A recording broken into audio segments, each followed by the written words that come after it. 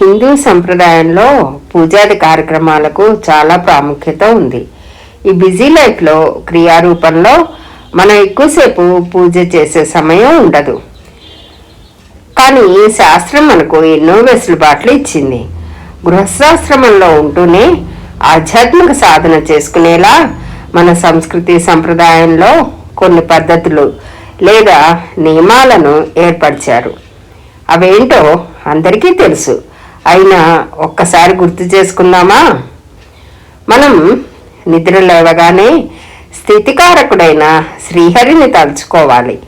మానసికంగా చేసే స్మరణ పూజ వాటికి ఏ దోషం ఉండదు.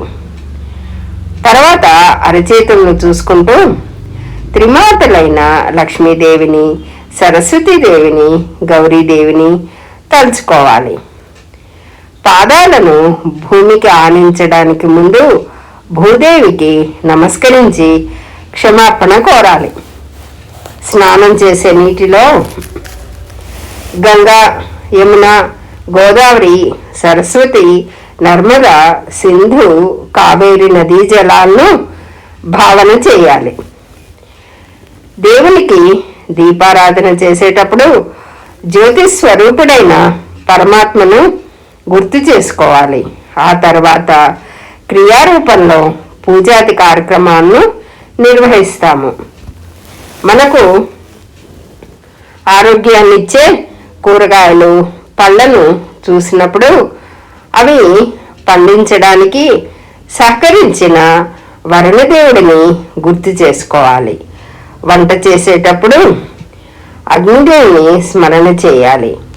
భోజనం చేసేటప్పుడు ఆత్మారాముడు అనగా వైశ్వానరుని స్మరణ చేయాలి. మంచినీరు త్రాగేటప్పుడు పరమేశ్వరుని స్మరణ చేయాలి. ఊపిరి తీసుకుంటున్నప్పుడు వాయు రూపంలో ఉన్న శ్రీ కాళహస్తీశ్వరిని స్మరణ చేయాలి. పరాయి స్త్రీలో ఆదిపరాశక్తి అమ్మవారి స్మరణ చేయాలి. నిద్ర కూడా స్వల్పకాలిక లయం వంటిది కనుక రాత్రి నిద్రించే ముందు లయకారకుడైన పరమేశ్వరుని స్మరణ చేయాలి. ఈ విధంగా లేచినప్పటి నుండి రాత్రి పడుకునే వరకు ప్రతి చర్యలను భగవన్నామ స్మరణ చేయడం అలవాటు చేసుకుంటే అదే ఆధ్యాత్మిక సాధనకు సోపానం అవుతుంది.